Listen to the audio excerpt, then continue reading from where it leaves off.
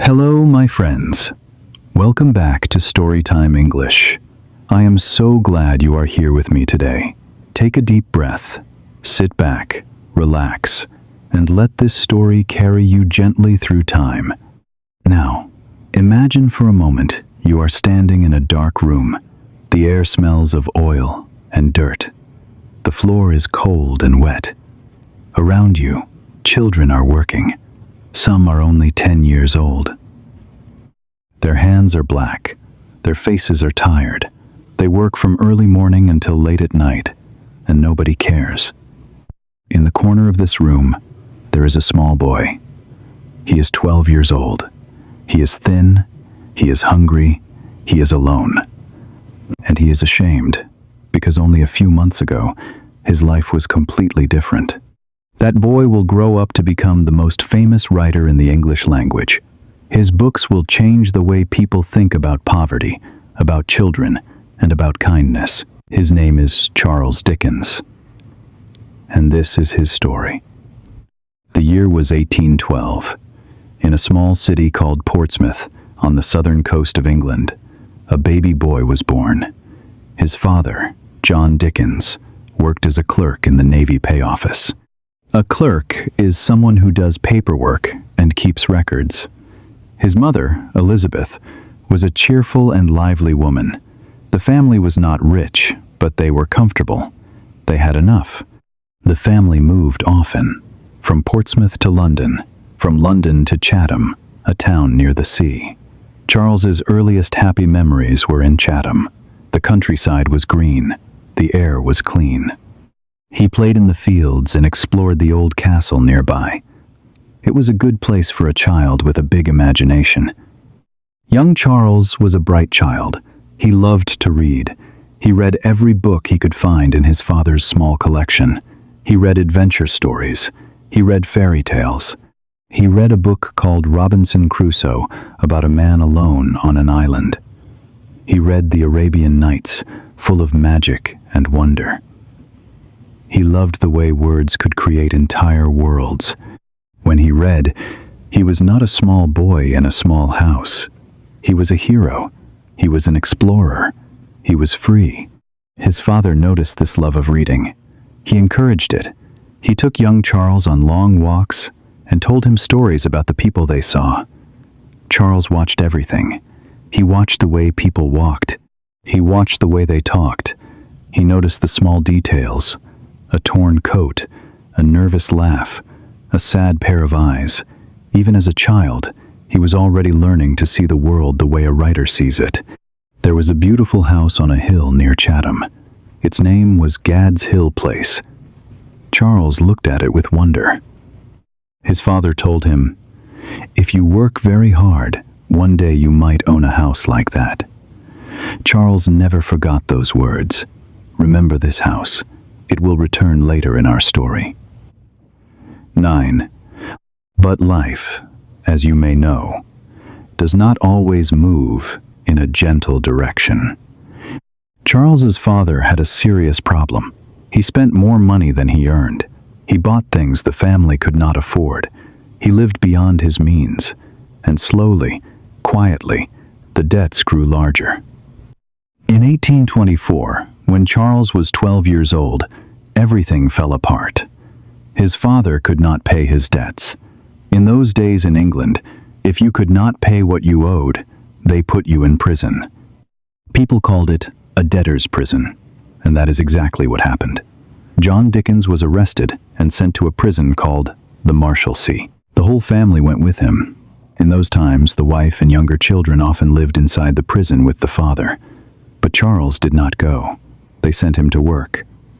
They sent him to a factory that made shoe polish, a dark paste used to make boots shine. The name of the factory was Warren's Blacking Factory. Charles sat at a small table near a window. His job was to put labels on bottles of shoe polish.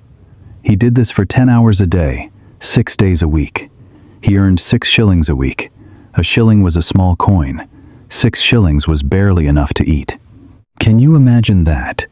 A boy who loved books, a boy who dreamed of adventure, a boy who saw the world with the eyes of a poet. Now he was sitting in a cold factory, putting labels on bottles, surrounded by rats and dust.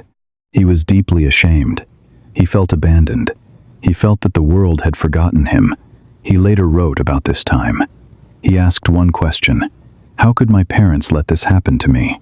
That question stayed with him for the rest of his life. But something important was happening inside him during those dark months. He was watching. He was listening. He saw the other children in the factory, children with no hope, no education, no future. He walked through the streets of London after work, and London in those days was a city full of differences. Rich and poor lived side by side. Beautiful carriages rolled past children sleeping in doorways. Grand houses stood next to streets filled with mud and garbage. He walked past the prisons. He walked past the workhouses. These were terrible places where they sent the poorest people to live and work. He walked past market stalls where people shouted and argued. He walked through fog so thick he could barely see his own hands. He saw the beggars. He saw the homeless. He saw the cruelty of a world that did not care about its poorest people. And he remembered everything, every face, every voice, every smell. London was teaching him, even though he did not know it yet. The city was filling him with stories. After a few months, Charles's father received a small inheritance money from a relative who had died. He paid his debts and left prison. The family was free again. His father took Charles out of the factory. Charles went back to school. But here is something remarkable. Charles never told anyone about the factory. Not his friends, not his wife, not his children. He kept it a secret for almost his entire life. The shame was too deep. The pain was too strong. He only wrote about it privately, in private papers that people found after his death. Those months in the factory never left his mind. They became a wound that never fully healed. But that wound would become his greatest gift. Charles finished school and began working as a clerk in a law office. He did not like the law. It was slow. It was boring. He wanted something more, so he taught himself a special skill. He learned shorthand, a fast way of writing that uses symbols instead of full words. He became very good at it, and he used this skill to become a reporter. He reported on debates in the British Parliament, the place where laws are made. He traveled around England. He covered elections and political events. He wrote quickly, clearly, and with energy. People noticed his writing. They said it was different. It was alive. And then, in 1833, something wonderful happened. Charles wrote a short story. He sent it to a magazine, and they published it. He saw his words in print for the first time. He later wrote that he walked for hours through the streets of London that night, his eyes full of tears. Not tears of sadness, tears of joy. Think about that for a moment. More stories followed. People liked them. They liked the way Dickens wrote about ordinary people. They liked the humor. They liked the emotion. And then, in 1836, at just 24 years old, Charles Dickens published his first novel. He called it The Pickwick Papers. Dickens published the book in monthly parts. Each month, a new chapter appeared in a magazine. People across England waited eagerly for the next part. It was like a television series today. Everyone wanted to know what happened next. The Pickwick Papers made Dickens famous almost overnight. That same year, 1836, Charles married a young woman named Catherine Hogarth. They would have 10 children together. His family grew large. His responsibilities grew heavy. And so he wrote and wrote and wrote, always with energy, always with speed, always meeting his deadlines. And he did not stop there. Over the next 30 years, Dickens wrote some of the most beloved books in the English language. He wrote Oliver Twist, the story of a poor orphan boy living on the streets of London. An orphan is a child without parents. The parents have died. Oliver is hungry. He holds up his empty bowl and says, "Please, sir, I want some more." Those 7 words became one of the most famous lines in all of literature. He wrote A Christmas Carol. It is the story of a cold and greedy old man named Scrooge.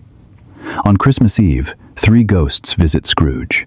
They show him his past, his present, and his future. And through these visits, Scrooge learns to be kind. He learns that money is not the most important thing in life. This book changed the way people celebrate Christmas. Before Dickens, Christmas in England was a quiet, small holiday. After A Christmas Carol, it became a time of giving, of family, of caring for others. This one small book shaped the way we celebrate Christmas today. Giving, warmth, thinking of the poor. Dickens wrote it in just 6 weeks. He wrote David Copperfield. It is a story about a boy who suffers in childhood but finds happiness through hard work and love. Dickens himself said it was his favorite book, and many people believe David Copperfield is really the story of Dickens's own life. He wrote Great Expectations, about a poor boy named Pip who dreams of becoming a gentleman. He wrote A Tale of Two Cities, set during the French Revolution. The first line of that book is one of the most famous opening lines ever written. It was the best of times, it was the worst of times. He wrote Bleak House, and many more. In total, Dickens wrote 15 novels. Each book held unforgettable characters. Some were funny, some were frightening, some were heartbreaking, but they all felt real. They felt alive. And here is what made Dickens truly special. He did not write about kings and queens. He did not write about soldiers and battles. He wrote about ordinary people, poor people, forgotten people, children who worked in factories, families who lived in cold, dark rooms, people who had nothing. He gave them a voice. When people read his books, they could not look away from the suffering of the poor. His stories made people feel, and when people feel, they begin to think, and when they begin to think, they begin to change. Dickens became more than a writer. He became a force for change. His books helped change laws in England. Because of his writing, people paid more attention to the conditions in factories, in prisons, and in schools. He showed the world that the way society treated its weakest members was wrong, and the world listened. But Dickens was not finished yet. He did not only write, he also performed. He loved to stand on a stage and read his stories to large audiences. He was a brilliant performer. He did not simply read the words on the page. He became the characters. He changed his voice for each one. He whispered. He shouted. He made faces. He moved his hands. People who watched him said it was like watching a one-man play. He made people laugh and cry in the same evening. Thousands of people came to see him. He traveled across England. He traveled to America twice. When he arrived in New York, crowds gathered at the harbor to meet him. People stood in line for hours to buy tickets to his shows. Everywhere he went, it was the same. People loved him. They loved his stories. They loved the way he told them. He worked without rest. He wrote constantly. He edited magazines. He gave speeches. He organized charity events. He was always moving, always creating, always giving. And do you remember the house on the hill, Gad's Hill Place? The house young Charles admired as a boy in Chatham? In 1856, Dickens bought that house. The dream of the small boy had come true. He lived there for the rest of his life. But this endless work was slowly breaking his body. His health grew worse, year after year. His friends told him to rest. His doctors told him to stop the reading tours. But he would not listen. He kept going. He kept performing. He kept writing. In 1870, at the age of 58, Charles Dickens suffered a stroke. A stroke is when something goes wrong inside the brain. It happened suddenly, at his home during dinner. He fell to the floor. He never woke up. He died the next day, on the 9th of June, 1870. The news spread across England and across the world.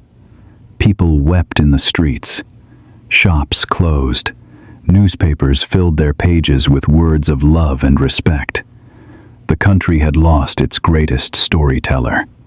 He wanted a simple funeral, a quiet goodbye, and that is what he received. But he was buried in Westminster Abbey. It is a famous church in London, where kings, queens, and great heroes of English history rest. It is said that for days after his burial, people came to leave flowers at his grave. Ordinary people. The kind of people he wrote about. The line of visitors did not stop. And now, my friends, the story is almost over. But before we finish, I want to speak to you for a moment. Charles Dickens began his life in a dark factory. He was a child with dirty hands and an empty stomach. The world did not see him. The world did not care about him. But he had something inside him. Something small and quiet, like a candle in a dark room. He had words. He held on to them. He practiced them. He shaped them. And with those words, he built something that will last forever. And you, my friend, you are doing the same thing right now. You are sitting here, listening to a story in English. Maybe sometimes it feels difficult. Maybe sometimes the words are not clear. Maybe sometimes you wonder if you are making progress. But you are. Every word you understand today is a word you did not understand before. Every story you listen to is another step forward. You are building something, my friend, word by word, sentence by sentence, story by story. Just like Dickens, you are turning words into something powerful, something that is yours, and that is something to be proud of. Keep going, keep listening, keep learning. Your story is still being written. This is Storytime English. Leave a comment and tell me, what is your favorite book or story, and why does it matter to you? I would love to hear your answer. If you enjoy learning English through stories like this one, please subscribe. There are many more journeys waiting for you here. Until next time, my friends, take care of yourselves and never stop learning.